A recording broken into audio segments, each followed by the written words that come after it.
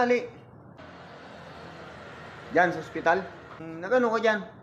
Pa-check up ka? Bruh. Dahil si Peggy Loy. Nagpuntahan ko dyan sa ospital. Anong nangyari kasugurang? Nakalagpos. So, motor na nasakyan niya. Nagkorobrahan ba kaning senyor? Nakalagpos. Bulis ka po niya na, grabe. Dahil man nga ni pa de, ang anuhan ko dyan sa ospital naan. Haro ta dinara sa naga. Galit ka ba? Baka nagrabe man pa de. Dahil may dadarong duman sa naga kung dahil ito nagulpi. O para nahalianin kuko sa tangan. Baga ang kulang dyan sa ospital naan. Sa 10 pasyenteng tigdara dyan, siyam ang pigdar sa naga. O karayo-rayo na kang ospital ng nagangan. Swerte mo kung makabot ka ng buhay.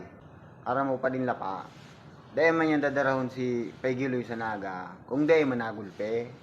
Aram ko na grabe ito. Kaya di na duman sa naga. Ano ka na? Yun na nga ni an.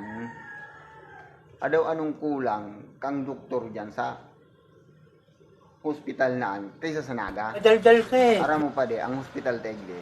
Kulang-kulang sa gamit. Yun na nga ni an. Imbis na mabuhay pa ang pasyente, bigdara pa sa karayo-rayo na kung saan hospital. Tapos ano, sa agano saro, may maabot na ban sa atubangan ng pamilya, nakakabaong na. Dahil man pa de, aram mo pa de, ang hospital ta, salit man sana. Dahil man pwedeng makaganing gulping gamit, kasalit nga ni, kamaburuot ng bagang, ano dyan, ang nurse dyan sa tuya. Yun nga lang, kulang sa gamit. Kaya ang pasyente, bigdadara sa naga. Oy, lapa! Nabalitaan mo si Peggy Loy? Nakabadag so, motor na nasakyan.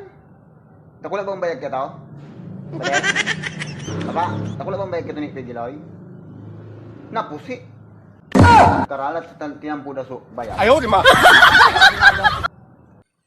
Hili nga pa de. Sana gulpi pa lang si Peggy Loy. Dahil matudadarawon sa naga kung dahil ito nagulpi. Kaya man palang tinira sa naga. Sige na. Ulit na ako.